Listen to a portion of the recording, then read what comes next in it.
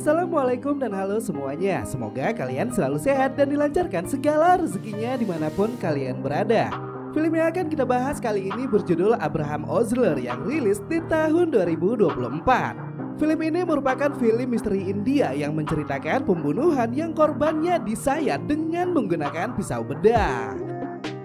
Abraham Osler adalah film thriller India berbahasa Malayalam yang disutradarai oleh Midun Manuel Thomas dan dibintangi Jaya Ram dan juga Mammootty sebagai tokoh utamanya. So, untuk lebih jelasnya langsung aja kita masuk ke alur ceritanya.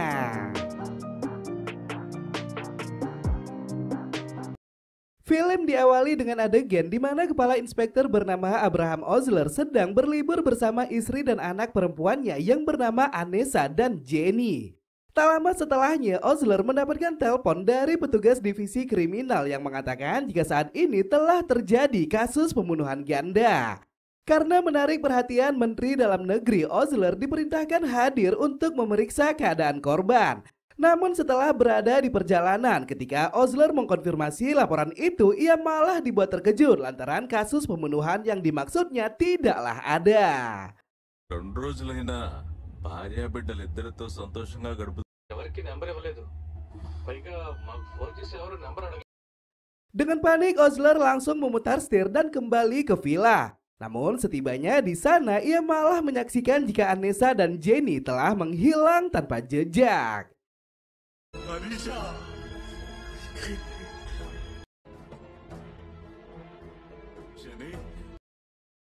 3 tahun setelah kehilangan istri dan putri tercinta, Osler menjadi sangat frustasi.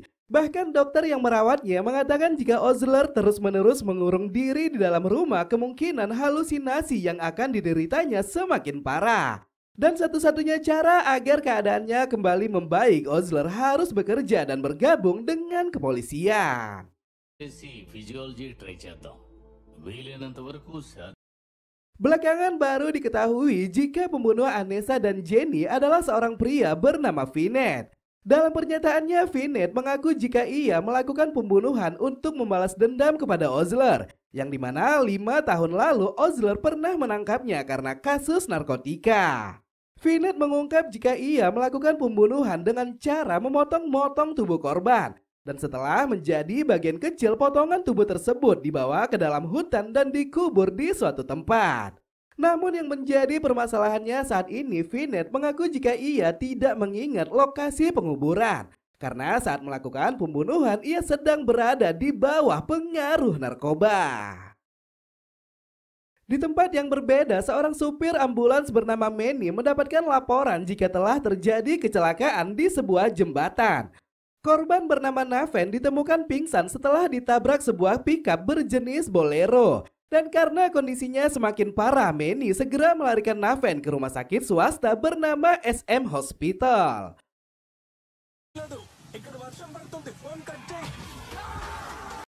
Dokter sekaligus pemilik rumah sakit bernama Arun Jaya Dev langsung melakukan operasi pembedahan untuk menyelamatkan Naven. Namun di keesokan hari setelah tersadar, Naven malah mengatakan jika kaki kanannya telah mati rasa.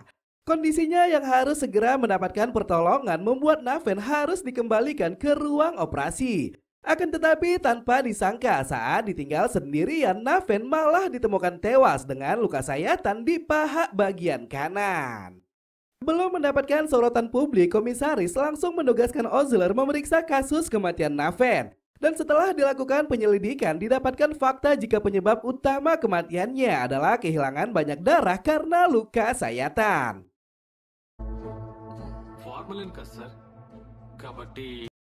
Di dekat jasad Naven, Osler juga menemukan sebuah catatan yang ditinggalkan oleh si pelaku. Sambil mengucapkan selamat ulang tahun, pelaku menulis sebuah kalimat yang berbunyi biarkan percakapan terhenti.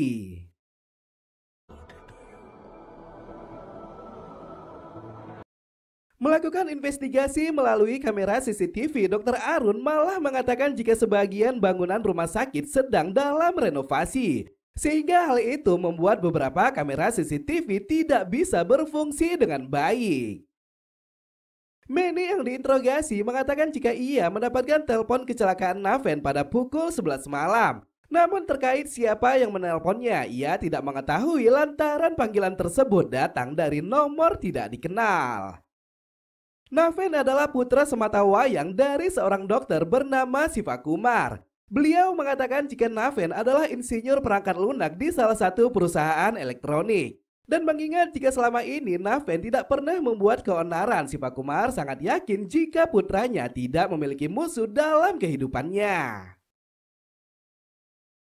Dokter forensik bernama Anwar mengatakan jika pelaku pembunuhan kemungkinan adalah dokter ahli bedah. Karena dari luka yang ditimbulkan terlihat jelas jika pelaku sangat paham dengan arteri tubuh manusia yang bisa menyebabkan kematian. Namun walaupun begitu, Anwar sangat yakin jika pelaku adalah seorang dokter yang tidak memiliki pengalaman praktik yang cukup. Karena jika dilihat secara teliti, sayatan yang seharusnya dibuat lurus malah dibuatnya menjadi miring. కిందకి వెళ్ళేంత వరకు స్లాండింగ్ లేని ఒక 2 malam setelah kasus kematian Naven, terlihat seorang pria bernama Sajimon diserang kelompok gangster bersenjata. Tak lama setelahnya, Sajimon diselamatkan pria misterius yang datang dengan menggunakan pickup berjenis Bolero. Tanpa memberitahukan kronologi kejadiannya, pria misterius langsung meletakkan Sajimon di depan halaman puskesmas. Dan setelah mendapatkan penanganan medis, dokter menyatakan jika Sajimon berhasil diselamatkan.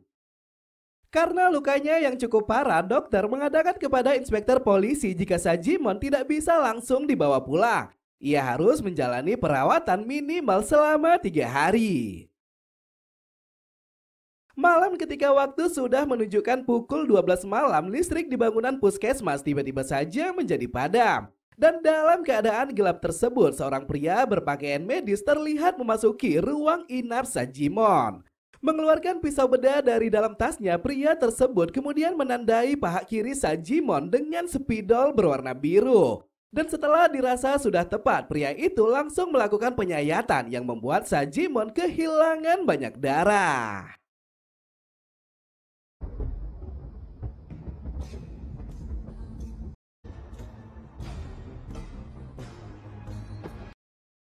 Keesokan hari, Departemen Kepolisian akhirnya digemparkan dengan kabar kematian Sajimon. Osler yang melakukan investigasi kembali menemukan catatan yang ditinggalkan oleh si pelaku. Berbeda dengan catatan sebelumnya, kali ini pelaku menuliskan kalimat biarkan tawa hilang yang disertai selamat ulang tahun. Berdasarkan kamera CCTV, terlihat jika pria misterius yang membunuh Sajimon tiba di puskesmas dengan menggunakan pickup berjenis Bolero. Dan jika diamati lebih teliti, pria yang menolong Sajimon dan pria yang melakukan pembunuhan adalah 2 orang yang berbeda.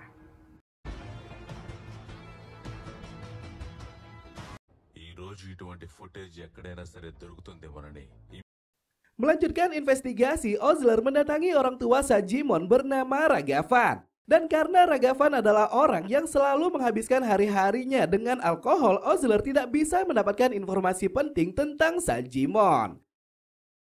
Beberapa hari setelah kejadian tersebut, pria misterius yang kemarin menolong Sajimon kini mendatangi seorang manajer restoran bernama Asok. Menawarkan sebuah manisan untuk dijual, pria tersebut kemudian pergi dengan menggunakan pickup Bolero. Namun setelah kepergiannya, Asok tiba-tiba saja kehilangan kesadaran dan ia pun harus dilarikan ke rumah sakit. డబ్బులు అవసరమైతే ఫోన్ చేయండి మీరు చూసుకోండి Demi mendapatkan laporan medis yang akurat, dokter akhirnya memutuskan melakukan MRI scan kepada Asok. Namun selama prosesnya berlangsung, dokter sedikit kesal lantaran listrik di rumah sakit tiba-tiba menjadi padam. Bersamaan dengan dirinya yang memeriksa saklar di lantai bawah, pria misterius berpakaian medis terlihat memasuki ruang MRI. Mengambil pisau dari dalam sakunya, pria tersebut langsung memberikan tanda biru dan menyayat leher Asok sesuai tanda tersebut.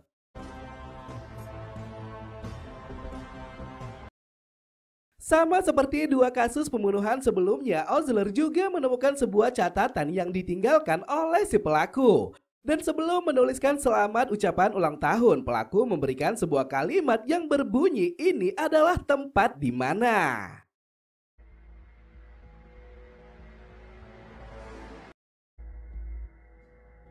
Dito,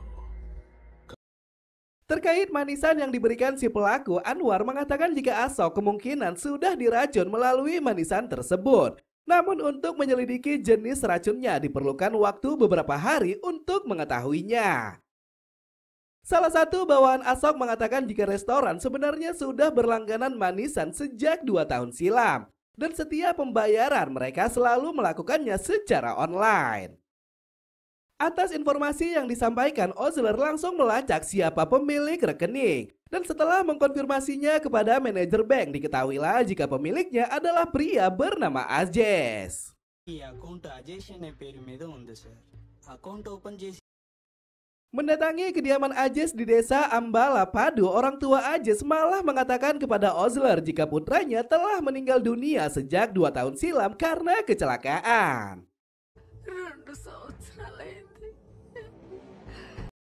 Karena 3 pembunuhan memiliki keterkaitan dengan dunia medis, Ozler akhirnya mencari petunjuk melalui dokter ahli bedah bernama Govindaras. Dari beliau akhirnya didapatkan informasi jika 3 kalimat yang ditinggalkan si pelaku adalah moto dari Fakultas Kedokteran yang ada di Kozhikode. Dalam ruang praktik anatomi, Ozler membaca sebuah kalimat yang bertuliskan, "Biarkan percakapan terhenti. Biarkan tawa hilang, ini adalah tempat di mana kematian senang membantu yang hidup." Dari tanda koma yang tersusun dalam 5 kalimat, Ozler menyadari jika pelaku masih merencanakan 2 pembunuhan lagi. Namun untuk mengetahui siapa korban selanjutnya, Ozler merasa kesulitan karena masih banyak celah yang belum terpecahkan. Mengunjungi kediaman korban, Ozler bertemu dengan orang tua Asok yang bernama Selvaras. Beliau mengatakan jika bisnis restoran yang dijalankan Asok adalah bisnis keluarga besar. Namun di tengah interogasi yang berlangsung, Ozler melihat sebuah buku kedokteran yang bertajuk Anatomi. Dan ketika ditanyakan, Selvaras mengatakan jika buku tersebut adalah milik sepupu Asok yang sedang mengambil spesialis di luar negeri. వాడు చాలా మంచి అబ్బాయి. చదువులో Di tengah penyelidikan yang berlangsung, Ozler mendapatkan informasi dari seorang supir truk bernama Sivan Kuti. Beliau mengatakan jika insiden tabrakan Naven, dirinya sempat melihat seorang pria misterius menggunakan pickup berjenis Bolero. Awalnya Sivan Kuti ingin membantu menolong Naven. Namun saat akan turun dari truk, pria tersebut malah memerintahkannya untuk segera pergi. Sivan Kuti menyadari jika pria yang dilihatnya saat itu memiliki keterbatasan fisik. Di mana ketika berbicara, pria misterius itu menggunakan elektrolaring untuk memperjelas suaranya.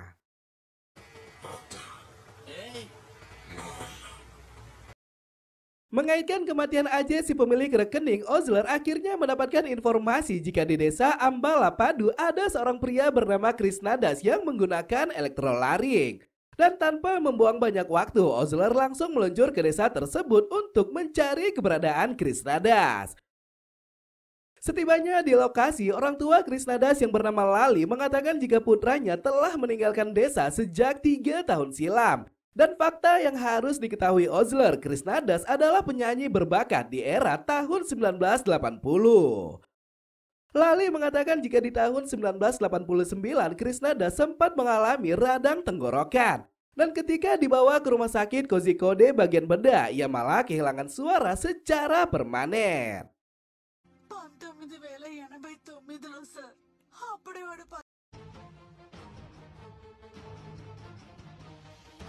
Dari sini Ozler sempat berpikir jika Krisnadas adalah pelaku pembunuhan. Dan motif ia melakukannya lantaran dendam kepada dokter bedah yang membuatnya kehilangan pita suara di tahun 1989.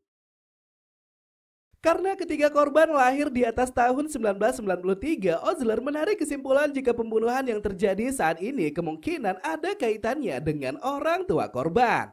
Karena setelah dilakukan pemeriksaan, didapatkan fakta jika Siva Kumar merupakan seorang dokter koas di rumah sakit Kozhikode pada tahun 1989. Namun setelah mengkonfirmasinya kepada beliau, Siva Kumar mengatakan jika ia tidak mengetahui tentang spesialis bedah. Ia memang pernah menjadi dokter koas di rumah sakit tersebut, namun sebagai dokter umum. నేను general medicine లోనే పీజీ చేశాను. Osler melakukan pemeriksaan silang dengan mendatangi pimpinan rumah sakit Kozhikode bernama Dr. Habib. Dari beliau didapatkan informasi jika operasi bedah yang terjadi di tahun 1989 tidak menggunakan sistem komputerisasi. Mereka hanya menggunakan register tertulis dan kemungkinan register tersebut telah menghilang. Di saat yang bersamaan, Osler melihat buku anatomi milik Dr. Habib yang kondisinya sangat mirip dengan yang ditemukannya di kediaman Tuan Selvaras. Karena termasuk buku edisi lama, Osler sangat yakin jika buku tersebut bukanlah milik sepupu Asok. Menemui salah satu dokter ahli bedah bernama Srida Nambiar, Osler akhirnya mendapatkan informasi tentang masa lalu Selvaras. Beliau mengatakan jika Selvaras dahulunya adalah seorang dokter koas yang mengambil spesialis bedah di rumah sakit Kozhikode. Namun karena ketangkap basah menggunakan narkoba, Selvaras akhirnya dipecat dan dikeluarkan dari dunia medis. Srida menambahkan jika Selvaras memiliki 3 seorang sahabat bernama Alexander, Safi, dan satunya lagi adalah Siva Kumar. Namun pasca kecelakaan besar yang terjadi di tahun 1989, mereka kemudian berpisah dan menjalani hidup masing-masing. Belakangan Osler baru menyadari jika Safi adalah dokter forensik di Departemen Kepolisian. Ia yang akan segera pensiun berencana merilis buku biografi tentang perjalanannya di dunia medis. Safi memiliki seorang putri bernama Rani yang tinggal di Amerika. Dan karena lokasinya sangat jauh, Osler curiga jika Krishnadas hanya akan menargetkan Safi sebagai korban selanjutnya. Terkait Alexander, didapatkan informasi jika yang bersangkutan belum menikah. Dan setelah dihubungi, Alexander mengatakan jika dirinya berada di negara Dubai karena takut akan menjadi korban pembunuhan. Ternyata 6 bulan yang lalu, Alexander pernah membuat laporan pengaduan kepada kepolisian. Ia pernah diserang oleh beberapa kelompok bersenjata yang menyerang kediamannya dengan menggunakan banyak batu. Namun entah mengapa setelah menyampaikan keberadaannya, esok hari Alexander malah memutuskan kembali ke India. Dan tidak bisa menyimpan sebuah rahasia tentang kejadian di masa lalu, Alexander meminta Osler menemuinya di malam hari nanti.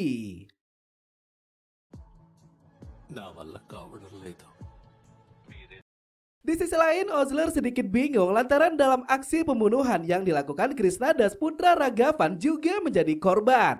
Dan menanyakan ada keterkaitan apa ia dengan rumah sakit Kozhikode. Ragavan hanya terdiam karena ia sudah tidak mengingat momen di tahun 1989.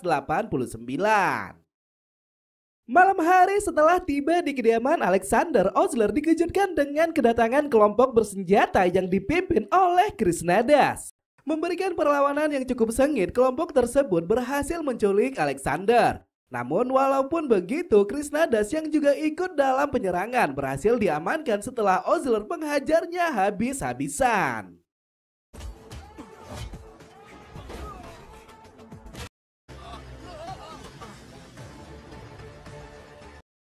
Belakangan setelah diinterogasi, Krishnadas mengeluarkan sebuah kartu ucapan ulang tahun yang sudah dipersiapkannya untuk Alexander. Namun terkait kemana Alexander dibawa, Krishnadas memutuskan diam dan tidak memberitahu informasi apapun kepada Osler.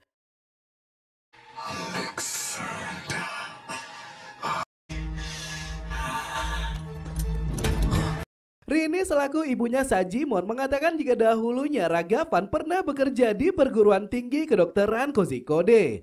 Bekerja selama 10 tahun, Ragavan adalah petugas yang mengatur kedatangan mayat untuk praktik mahasiswa kedokteran.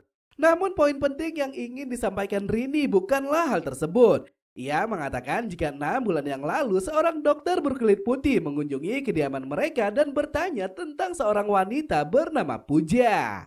Usut punya usut, ternyata yang dimaksud Rini adalah Dr. Arun. Kedatangannya saat itu untuk menanyakan kepada Ragavan tentang kakak perempuannya bernama Puja yang meninggal bunuh diri saat menjadi mahasiswa kedokteran di perguruan tinggi Kozhikode.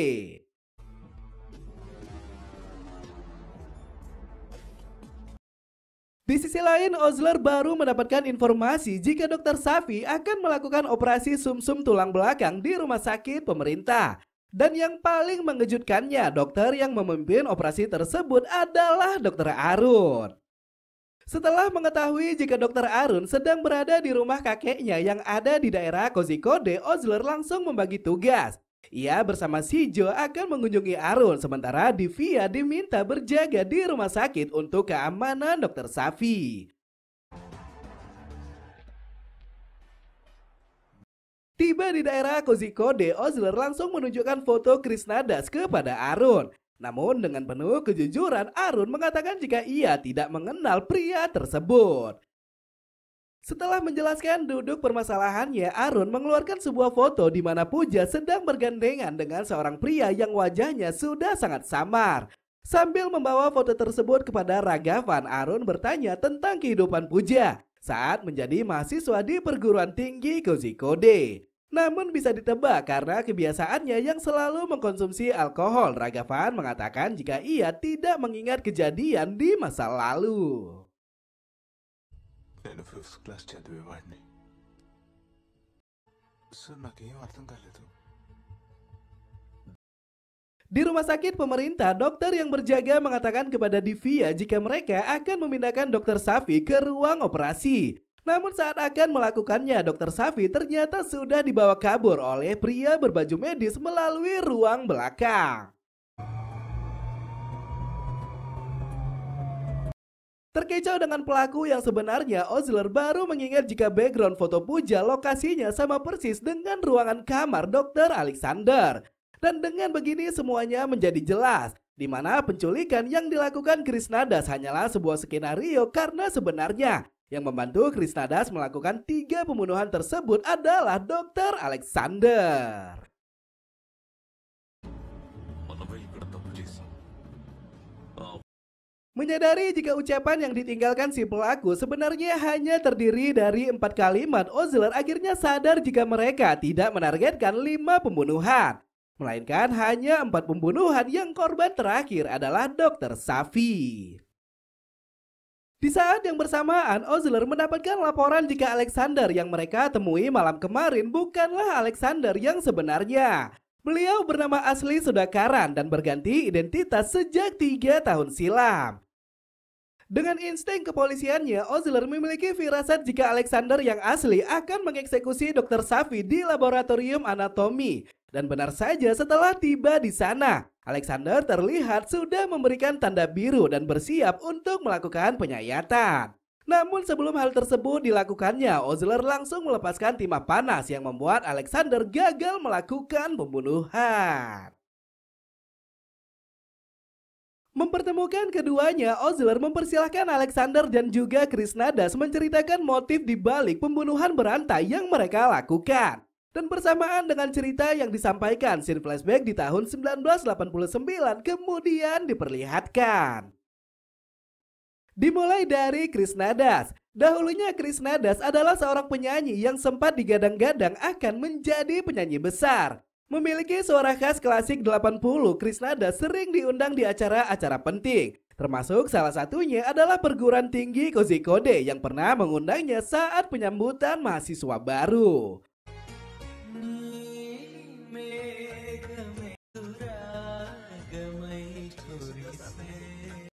Sivakumar, Selvaras, dan Safi merupakan mahasiswa kedokteran yang tinggal dalam satu kontrakan.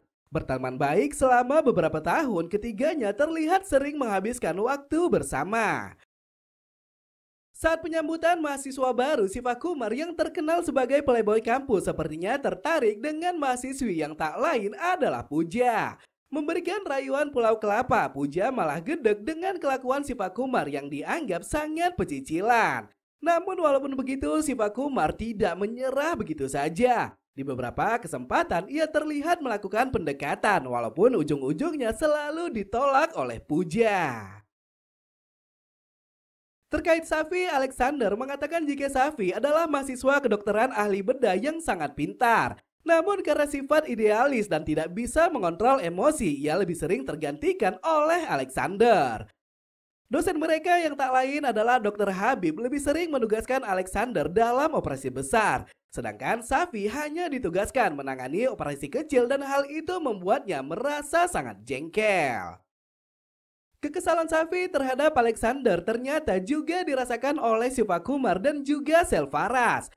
Dalam sebuah momen saat sedang melakukan praktek anatomi, Alexander tak sengaja bertemu dengan Pooja. Pertemuan pertama yang sangat mengesankan tampaknya membuat keduanya merasa saling tertarik. Dan beberapa hari setelah melakukan pendekatan, Alexander mulai memberanikan diri untuk menyatakan rasa cintanya kepada Pooja. Dan nyaman dengan hal tersebut, Pooja akhirnya menerima Alexander sebagai seorang kekasih.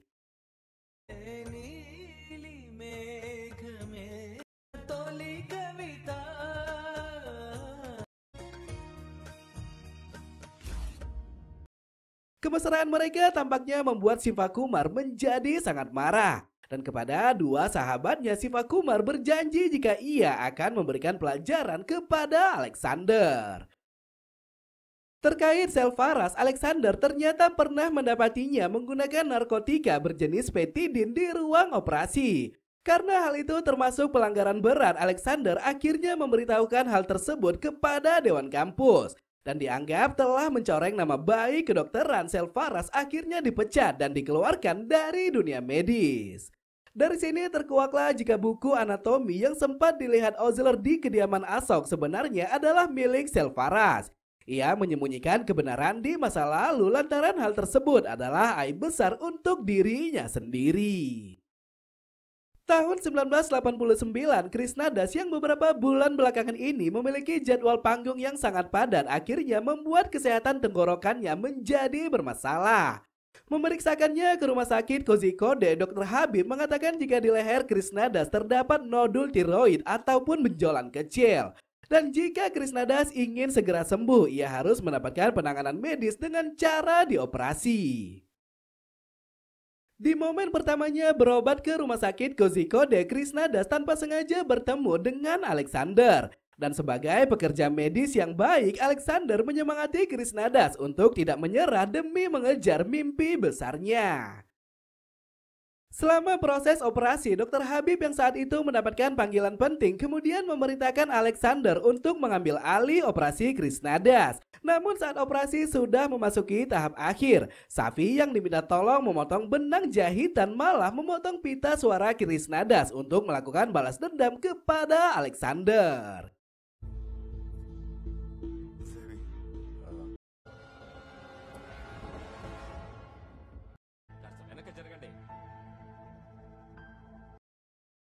Kehilangan suara secara permanen membuat Krishnadas melakukan protes keras kepada rumah sakit Kozhikode. Namun karena tidak memiliki kekuatan secara finansial, protes tersebut tidak berlangsung lama. Dr. Habib yang sudah mengetahui kronologi kejadian akhirnya menskor Safi dari perguruan tinggi Kozhikode. Dan kepada Alexander, Dr. Habib juga memberikan hukuman disiplin selama 6 bulan. Tidak terima dua sahabatnya dikeluarkan dari kampus, Sivakumar menjadi sangat marah. Dan memiliki keluarga yang mempunyai pengaruh ke pemerintahan, Sivakumar berjanji akan menyelamatkan karir Safi di dunia kedokteran.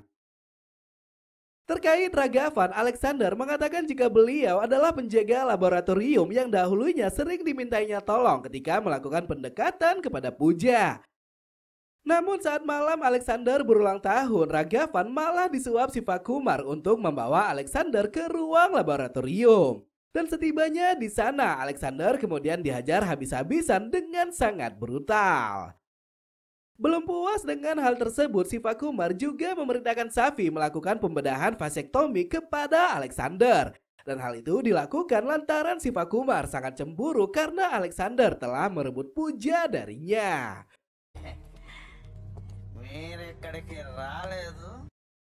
Masih memiliki rasa kesal yang mendalam, Safi akhirnya memutuskan membawa Alexander dengan menggunakan mobil.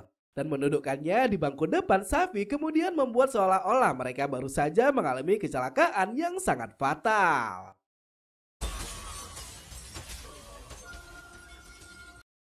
Pasca kecelakaan tersebut, Alexander harus mengalami koma. Namun di balik kemalangan yang menimpanya, Sivakumar dan Safi malah menyebar fitnah dan mengarang cerita palsu kepada Dewan Kampus. Ketiganya mengatakan jika kecelakaan adalah ulah dari Alexander yang mengajak mereka menghadiri pesta sambil meminum minuman alkohol. Dan terkait operasi yang terjadi kepada Krisnada, Safi juga mengatakan jika kegagalan tersebut sebenarnya adalah ulah dari Alexander.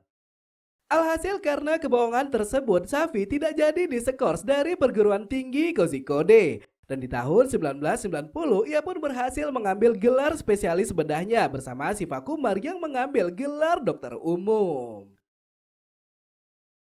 Di sisi lain, karena sudah mengalami koma selama 8 bulan, dokter merasa jika Alexander tidak bisa diselamatkan. Dan agar membuatnya bisa meninggal dengan tenang, dokter menyarankan agar mereka melepas alat bantu hidup yang digunakan oleh Alexander selama ini.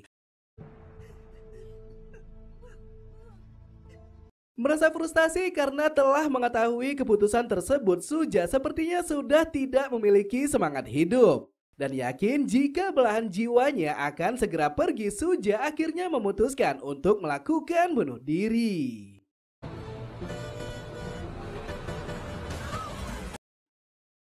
Ironisnya setelah kematian Puja, Alexander malah dinyatakan selamat dari kematian. Namun walaupun begitu, Alexander juga divonis menderita penyakit amnesia disosiatif yang menyebabkannya melupakan kejadian besar di masa lalu. Menjadi seorang pria tanpa kenangan, ingatan Alexander akhirnya kembali pulih ketika melihat wawancara Krishnadas di salah satu stasiun televisi. Menampilkan momen saat Krishnadas bernyanyi, Alexander mulai teringat dengan sosok Puja dan kekejaman yang dilakukan oleh Safi, Selvaras, dan juga Shiva Kumar.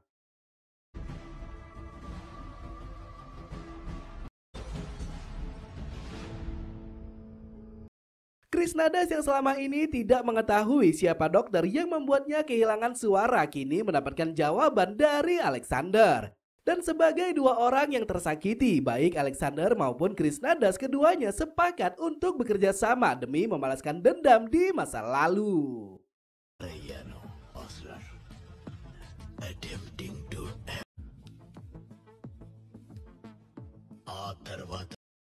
Kembali ke masa sekarang, Alexander mengatakan kepada Osler walaupun ia sudah tertangkap, namun dirinya masih memiliki keinginan untuk berbicara dengan Dr. Safi. Dan karena merasa iba, Osler pun mengabulkan permintaan tersebut. Sebelum memasuki ruangan interogasi, Osler yang juga sangat kesal mengatakan kepada Dr. Safi jika ia tahu kejadian ini dari awal. Seharusnya ia tidak melakukan penyelamatan dan membiarkan Alexander melakukan pembunuhan. Tidak menyesal dengan semua perbuatannya di masa lalu, Safi hanya mengatakan kepada Alexander jika nasib baik memang tidak berpihak kepadanya.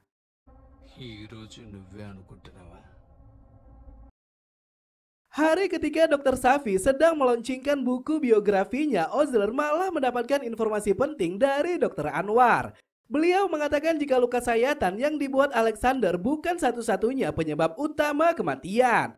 Dalam tanda biru yang diberikan Alexander ternyata terdapat sebuah bakteri yang sangat mematikan. Dan walaupun korban tidak mendapatkan luka sayatan, namun jika sudah terkena tanda tersebut bisa dipastikan orangnya akan meninggal dunia dalam kurun waktu selama 6 hari. Bertepatan jika hari ini adalah hari ke-6 setelah Alexander tertangkap, Osler malah melihat Safi tiba-tiba saja mengalami sesak pernafasan. Dan karena kondisinya semakin parah, Safi yang belum sempat dilarikan ke rumah sakit akhirnya tewas seketika. Di tempat yang berbeda dan tidak tahu siapa pelakunya, Shiva Kumar dan Ragavan juga ditemukan tewas mendadak seperti Safi. Sedangkan Selvaras kini hidup seorang diri. Istrinya pergi meninggalkannya lantaran mengetahui jika Selvaras adalah penyebab utama kematian Ashok. Di akhir film, Osler yang hendak melakukan kunjungan rutin kepada Vinet tak sengaja bertemu dengan Alexander. Terlibat dalam percakapan singkat, Alexander ternyata sudah mengetahui tentang kasus pembunuhan yang menimpa keluarga Osler. Sambil memberikan sebuah petunjuk, Alexander dengan samar mengucapkan serpihan tulang yang harus diselidiki Osler dalam kasus kematian istri dan anaknya. Bone residue, Osler. Bone residue. Setelah menyadari maksud perkataan Alexander, Ozler langsung menemui Finette dan bertanya mengapa ketika Finette melakukan mutilasi tidak ada serpihan tulang yang ditemukan di senjata barang bukti. Dengan tersenyum, Finette baru mengatakan jika ia sudah menunggu momen ini selama 3 tahun. Dan walaupun bukan dia pelakunya, Finette menantang Ozler untuk menemukan pelaku yang sebenarnya. They're made of Osla. So, mungkin sampai di sini aja ya cerita kali ini. Makasih banyak yang sudah hadir. Jika ada kata-kata saya yang salah, mohon dimaafkan. Saya Ahmad pamit undur diri. Tetap hidup sehat. Thanks for watching and see you to the next video. Bye-bye.